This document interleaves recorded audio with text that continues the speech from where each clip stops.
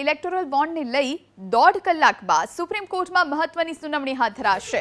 જાહેર કરાયેલા ડેટામાં બોન્ડ નંબર ન હોવા પર state bank of India supreme કોર્ટમાં જવાબ આપશે।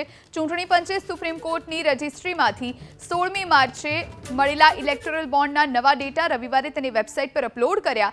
નવા ડેટામાં નાણાકીય વર્ષ 2017-18ના બોન્ડ્સ અંગેની માહિતીનો સમાવેશ થાય છે। ચૂંટણી પંચે 14 માર્ચે 763 પાનાની બે સૂચિમાં એપ્રિલ 2019 પછી ખરીદેલા અથવા કેશ કરાયેલા બોન્ડની માહિતી વેબસાઇટ પર અપલોડ કરી હતી।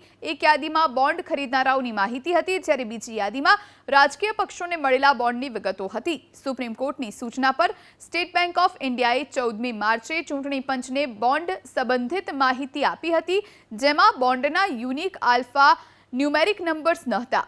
ત્યારે સુપ્રીમ કોર્ટે 15મી માર્ચે એસબીઆઈને નોટિસ પાઠવીને 18 માર્ચ સુધીમાં જવાબ માંગ્યો હતો। જો કે હવે ચૂંટણી પંચના ડેટા અનુસાર ભાજપે કુલ 6,986 કરોડ રૂપિયાના ઇલેક્ટોરલ બોન્ડને કેશ કરાવ્યા।